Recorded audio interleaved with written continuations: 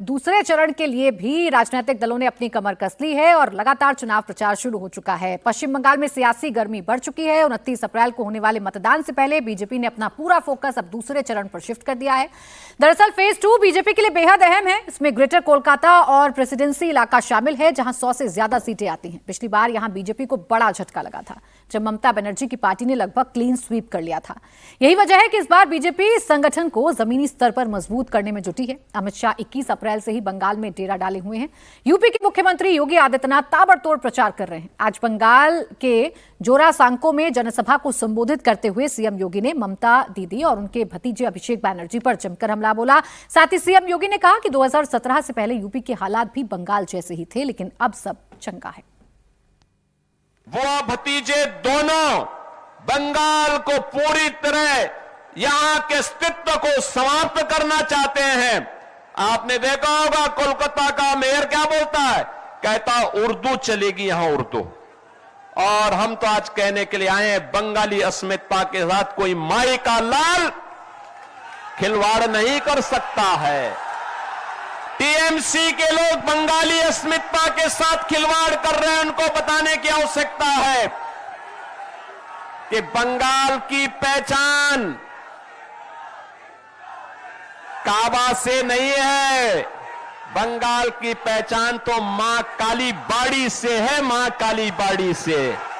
आज यूपी के अंदर अराजकता नहीं है, आज वहां पे कर्फ्यू नहीं है, दंगा भी नहीं है।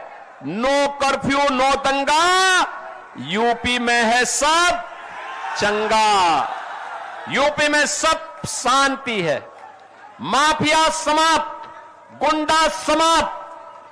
और माफिया और गुंडा वहां पर जो कहीं भी सिर उठाता है तो यूपी का बुलडोजर उनकी हड्डी पसली को उस हाईवे बनाने में उपयोग कर देता है। तो जब योगी जाते हैं तो अपनी स्टाइल से बात करते हैं, अपनी लिगेसी की बात करते हैं, योगी मॉडल की बात करते हैं, यूपी मॉडल की बात करते हैं, जिसमें बुलडोजर आप सुनेंगे, माफियाओं का अंत आप सुनेंगे, गुंडों का अंत आप सुनेंगे और राम मंदिर की गूंज भी आपको सुनाई देगी। और जो कोशिश योगी आदित्यनाथ करते हैं हिंदुत्व की पिच तैयार करने की, वही कोशिश बीजेपी की इस वक्त पश्चिम बंगाल में है कि हिंदू वोटर्स कंसोलिडेट हो, जिससे बीजेपी को फायदा मिले। और ऐसे में योगी का जाना, हार्ड हिटिंग बात करना, हर्षवर्धन जी, कुछ कामगर साबित होगा? नहीं, निश्चित तौर पर साबित होगा। और भारतीय जनता पार्टी को जिसको कहते हैं ना कि बज तो वही क्रिएट करनी है, और इस समय सबसे बढ़िया बजर कौन दबाता है? योगी आदित्यनाथ। उनसे बेहतर तो कोई बजर दबाने वाला है नहीं। अब जरा सोचिए, जैसे वो समझा रहे हैं कि बुलडोजर चलता है और कोई अगर आया माफिया अपराधी आ गया तो उसको हाईवे बना देते हैं, तो ये पब्लिक को बड़ा अपील करता है।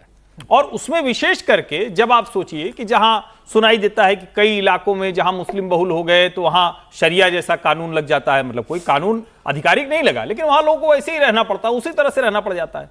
जब वहां लोगों को कहीं सुनाई देता है कि जैसे संदेश खाली में एक शेख शाहजहां था जिसके लिए ममता बनर्जी था, वो सब कुछ असर करता है।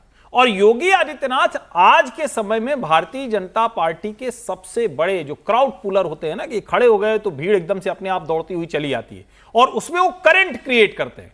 चुनाव के ठीक पहले, विशेष करके पहले चरण के मतदान के पहले, इस तरह की जो चीजें लोगों को गई होंगी वो उनको बूथ तक जाने के लिए तैयार करेंगे। और हम लोग जो बार बार कह रहे हैं ना कि एक तो होता है चलो वो सीएपीएफ की गाड़ियां जा रही हैं, जगह जगह बख्तरबंद गाड़ियां टहल रही हैं, लेकिन योगी जैसा जब नेता खड़ा होता है तो एक अमित शाह कैंप कर जाए वो, और दूसरा योगी जैसा नेता बताए कि हमने यूपी में ये कर दिया है और हमारी सरकार बनी तो बंगाल में ये करेंगे, तो वो असर करता है।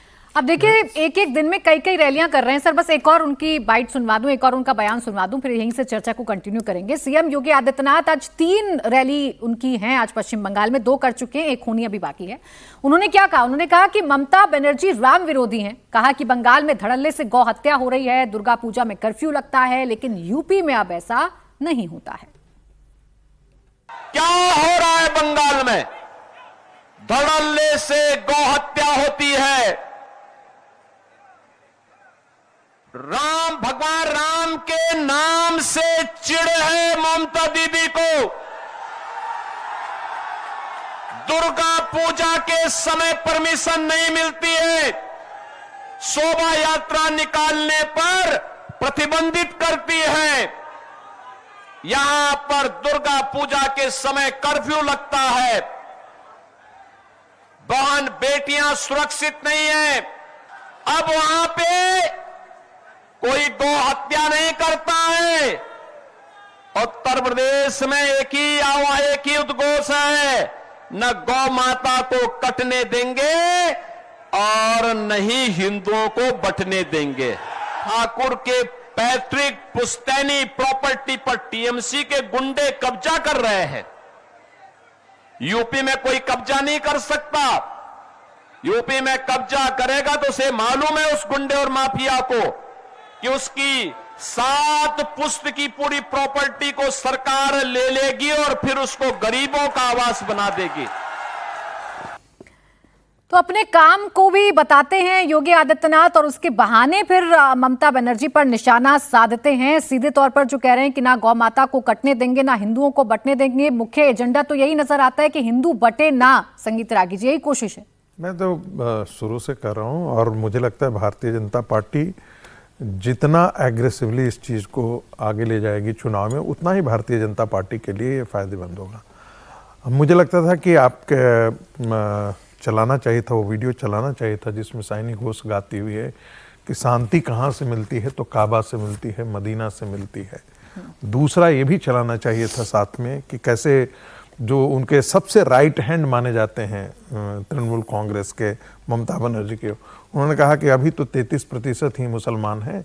एक दिन ऐसा आएगा जब पूरा का पूरा जो है पश्चिम बंगाल जो है वो मुस्लिम बहुल इलाका बन जाएगा, तब हम यहाँ देखेंगे यहाँ की संस्कृति जो है किस प्रकार से इस्लामिक संस्कृति का यहाँ पर बोलबाला होगा। तो ये बातें भी जब चलती तब वहाँ के हिंदुओं को पता लगता। कम से कम यदि ममता बनर्जी नहीं कर रही है तो भारतीय जनता पार्टी को चाहिए था कि हर कोने पर ये वीडियो चलवा करके हिंदुओं को बीच में ले जाते और बताते कि आने वाला तुम्हारे बहू बेटियों का या हिंदुओं का भविष्य सुरक्षित है, या जिस कंपोजिट कल्चर की तुम बात कर रहे हो वही कंपोजिट कल्चर जो है एक बार जो है वो बंगाल को बांट करके बांग्लादेश बनाया था और बांग्लादेश में भी यही बात हुआ। बड़ा बंगला सब नेशनलिज्म, बंगला नेशनलिज्म की बात की जाती थी। वहाँ पर जाकर के क्या हुआ, हिंदुओं की वहाँ हिंदुओं की दर्दनाक स्थिति के बारे में जब बयान होता, उनको मारा जाता, उनके वीडियो दिखाए जाते, तब शायद हिंदुओं के मन में लगता कि हाँ वाकई ममता के साथ खड़ा होने का मतलब वो कितना बड़ा हिंदुओं के प्रति और आने वाली हिंदू जनरेशन के प्रति कितना बड़ा अपराध कर रहे हैं।